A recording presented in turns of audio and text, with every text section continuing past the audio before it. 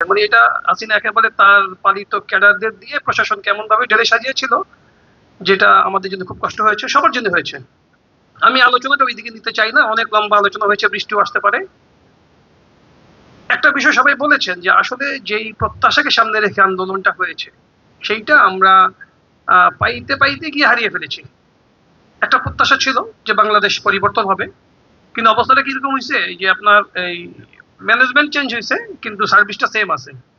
ধরুন হাজি বিরানির হাজি সাহেব চেঞ্জ হয়ে গেছে, অন্য হাজি আসছে, কিন্তু তার কোয়ালিটি সেম আছে। বাংলাদেশ রাষ্ট্রটা ঠিক যেই জায়গায় 24-5 আগস্টের আগে ছিল, আমরা খুব বেশি পরিবর্তন পাই নাই।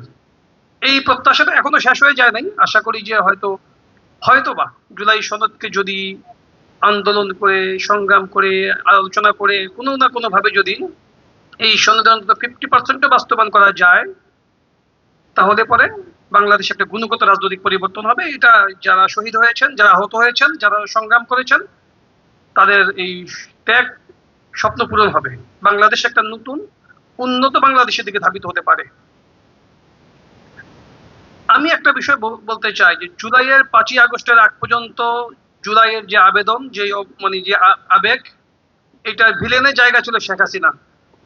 দুর্ভাগ্যজনক ভাবে কেমনে কেমনে যেন আজকে বিএনপি জুলাইয়ের আকাঙ্ক্ষার মানে বিপরীতে ভিলেনের জায়গায় দাঁড়িয়ে যাচ্ছে। এটা বুঝে হোক না বুঝে হোক, এটা হয়ে যাচ্ছে প্রত্যাশা পূরণ না হওয়ার কারণে। দায়িত্ব বিএনপির উপর অনেক বেশি, কারণ বিএনপি ক্ষমতায় এসছে 12 ফেব্রুয়ারি নির্বাচনের মাধ্যমে। আমি প্রত্যাশা করব যে জুলাইয়ের এই যে আমাদের যে আকাঙ্ক্ষা, এত বড় বিশাল ত্যাগ, বাংলাদেশের একটা নতুন বাংলাদেশ পাওয়ার যে স্বপ্ন, সম্ভাবনা সৃষ্টি হয়েছে, এইটা বিএনপি পালন করবে। আর যারা জুলাইয়ের আবেগের যে শক্তি আছে, সবাই ঐক্যবদ্ধ থাকলেই পরে হয়তো একটা নতুন বাংলাদেশ পাওয়ার যেই সম্ভাবনা আছে এবং মাঝখানে যে শঙ্কাটা আছে, এটা দূর হওয়া সম্ভব।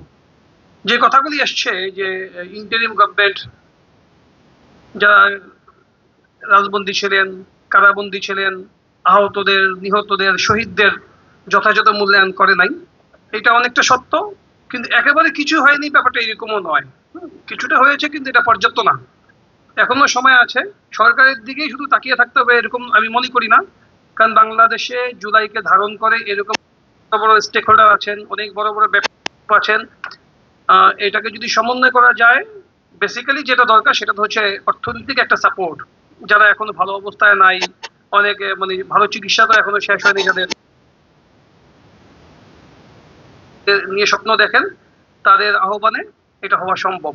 আমি এই ক্ষেত্রে এনসিপি এবং এবি পার্টি নেতৃবৃন্দ সহ অন্য যারা আছেন তাদেরকে এটা আহ্বান করব যে সরকারের দিকে শুধু তাকিয়ে না থেকে জুলাইয়ের আকাঙ্ক্ষা এবং জুলাইয়ের সাথে যারা ভিকটিম, জুলাইয়ের এই আন্দোলনকে করতে গিয়ে, সফল করতে গিয়ে, এই অভ্যুত্থানকে সফল করতে গিয়ে, তাদের ব্যাপারে বেসরকারি উদ্যোগও থাকতে পারে। আপনাদের সবাইকে অসংখ্য ধন্যবাদ। আসসালামু আলাইকুম।